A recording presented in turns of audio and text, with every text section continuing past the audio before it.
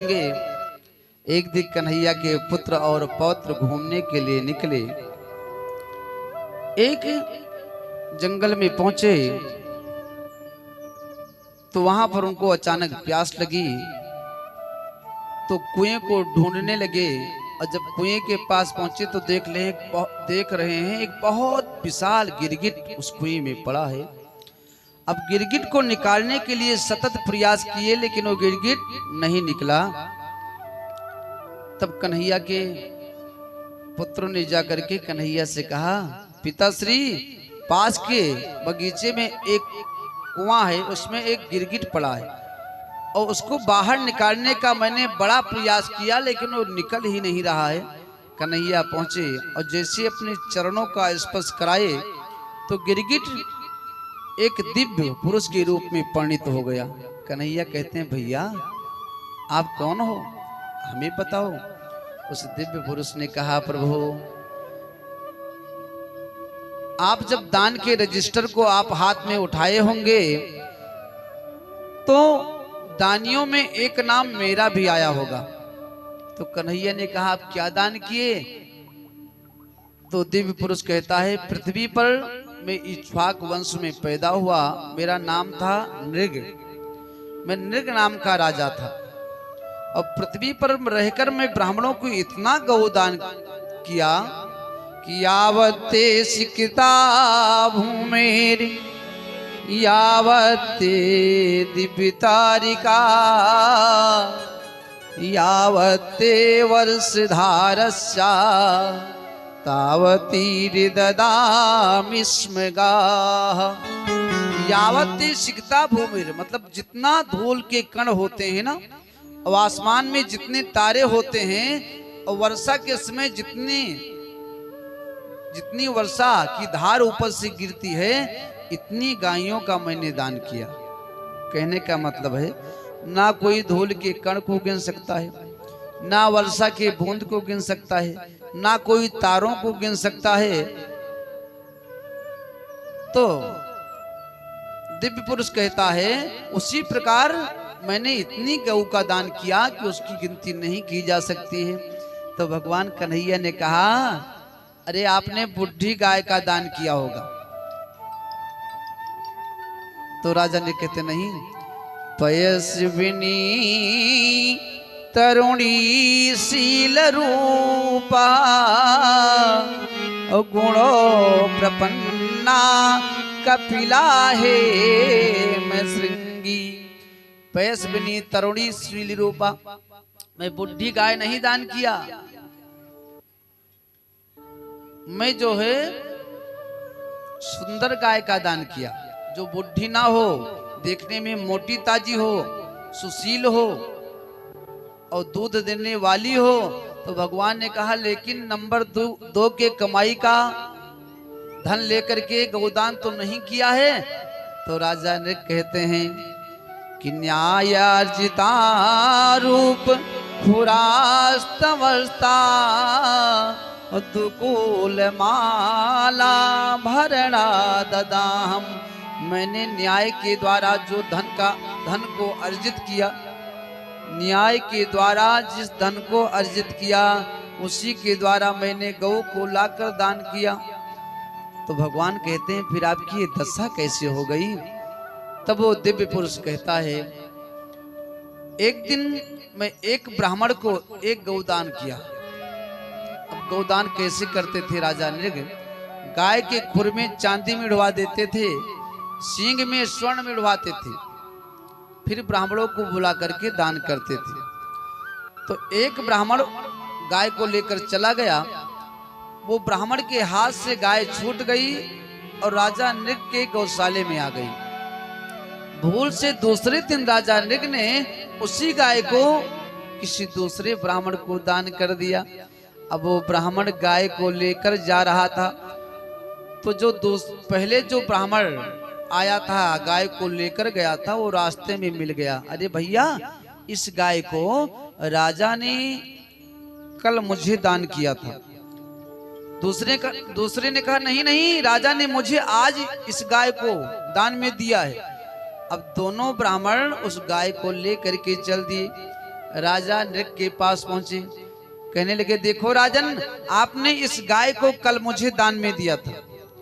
दूसरे ने कहा नहीं नहीं, इस गाय को आपने आज मुझे दान में दिया है। तो राजा नृप कहने लगे सुनो, आप दोनों इस गाय को ले जाओ और 1-1 लाख गाय मैं तुम दोनों को दे रहा हूं। लेकिन उन दोनों ब्राह्मण ने उस गौ को स्वीकार नहीं किया और ना 1-1 लाख गाय को लिए, उस गाय को छोड़कर चले गए। तो वो दिव्य पुरुष कहता है फिर मेरी जब मृत्यु हो गई और मैं यमराज के पास पहुंचा तो यमराज कहने लगा आप ये बताओ कि पहले आप अपने पुण्य को भोगोगे या पाप को भोगोगे। तो दिव्य पुरुष कहता है प्रभु उस समय मैं सोचा कि मेरा पुण्य बहुत है, पाप थोड़ा होगा, तो पहले पाप को भोग लेता हूं। इतने में यमराज ने कहा फिर तू नीचे गिर जा। और जब मैं नीचे गिरने लगा तो मैं देखा कि मेरा शरीर गिरगिट का हो गया। अब इतना उस दिव्य पुरुष ने बताया। भगवान के पार्षद विमान लेकर आए, वो तो वैकुंठ को चला गया। अब कन्हैया अपने पुत्रों से कहते हैं सुनो, दुनिया में कुछ भी करना लेकिन कभी ब्राह्मणों को कष्ट मत देना, क्योंकि जो व्यक्ति किसी ब्राह्मण को कष्ट देता है और ब्राह्मण के रोने से जब आंसू पृथ्वी पर गिरते हैं तो आंसू के द्वारा जितने धूल के कण गीले होते हैं उतने वर्ष उस व्यक्ति को नरक में रहना पड़ता है जो ब्राह्मण को रुलाता है। बेटा देखो, ब्राह्मण ये श्राप दे देना तो मैं आपकी मदद नहीं करने वाला। हलाहल विष से मैं आपको बचा सकता हूं, यमराज के यमफांस से मैं आपकी रक्षा कर सकता हूं, इंद्र के वज्र से आपकी रक्षा कर सकता हूं, लेकिन ब्राह्मण के श्राप से नहीं कर सकता हूं। और जो व्यक्ति भगवान शंकर के त्रिशूल से ना मरे, इंद्र के वज्र से ना मरे, श्री नारायण के चक्र सुदर्शन से ना मरे, वो केवल ब्राह्मण के श्राप से, ब्राह्मण के क्रोधाग्नि से जलकर भस्म हो जाता है। कि इंद्र कुलिस मम शूल विशाला, इंद्र कुलिस मम शूल विशाला, काल दंड हरि चक्र कराला, काल दंड हरि चक्र कराला, जो इन करी माँ रे नहीं मरई, जो इन करना रे नहीं मरई, विप्र रोष पावत सो जरई, विप्र रोष पावत सो जरई। सर्व अंग भंग होत गुरु को सतावे जो, ज्ञान बुद्धि नष्ट सर्व अंग भंग होत गुरु को सतावे जो, नरक माहि बास होत नारी के चुराए से, कुंठी और मूक होत मुनिन को सतावे जो, नरक माहि बास होत परिनिंदा गाये से, और अंधे और लूल होत जीवों की हिंसा किए, ज्ञान बुद्धि नष्ट होत नीच अन्न खाए से, और विप्रन के पूजन से यश होत शालिग्राम, वंश का विनाश होत विप्र को सताए से, वंश का विनाश होत विप्र को सताए से।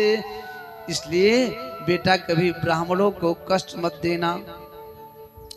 और जो व्यक्ति ब्राह्मण का 1 रुपया ले लेना, 1 रुपया यदि आपने उसी समय नहीं दे दिया तो 1 रात्रि के बाद में वो 1 रुपया 10 गुना हो जाती है। 1 महीना व्यतीत होता है तो लाख गुना हो जाती है 1 रुपया, और 1 वर्ष होता है तो 1 रुपया वही 3 करोड़ रुपए के बराबर हो जाती है। कि संवत्सरे व्यतीते च सतु त्रिकोटि गुणा भवेत और कर्म तद्यजमानानां सर्वं वे निष्फलं भवेत। और 1 साल तक भी यदि ब्राह्मण का पैसा नहीं दे पाता है तो 1 साल के बाद में उस व्यक्ति का संपूर्ण जीवन का पुण्य नष्ट हो जाता है जिसने ब्राह्मण के धन को ले लिया। अच्छा, जिस आचार्य ने आपके घर का पूजा कराया हो, जिस पंडित जी ने, और वो आपके यहाँ पूजा कराया और आप दक्षिणा देना भूल गए, तो वहां पर चाहिए आचार्य को कि यजमान को याद दिला दे, क्योंकि ये भी शास्त्र कहता है कि दाता ददाति नादानम गृहीत्वा तन्याचिते उभोते नरकं व्यातस छिन्न जगुल यथा घटा। यदि आचार्य पूजा के बाद ब्राह्मण ने दक्षिणा नहीं दिया, किसी यजमान ने, ब्राह्मण हो, क्षत्रिय, वैश्य, शूद्र, कोई भी हो, आचार्य ने पूजा कराया और दक्षिणा देना भूल गया और आचार्य ने याद नहीं दिलाया यजमान को, तो यजमान तो नरक में जाता ही है, साथ में आचार्य जी को भी लेकर जाता है। कैसे? जैसे कुएं से आप जल निकालते हो और रस्सी टूट जाए तो घड़ा तो जाता ही है, साथ में रस्सी भी जल में जाती है। तो इसलिए यदि यजमान भूल जाए तो आचार्य को भी ध्यान दिलाना चाहिए। पुत्रों से कहते हैं, बेटा आप कभी जीवन में ब्राह्मणों को कष्ट मत पहुंचाना। सुखदेव जी कहते हैं, राजन अपने पुत्रों को समझाकर कन्हैया लेकर चले जाते हैं और इधर जरासंध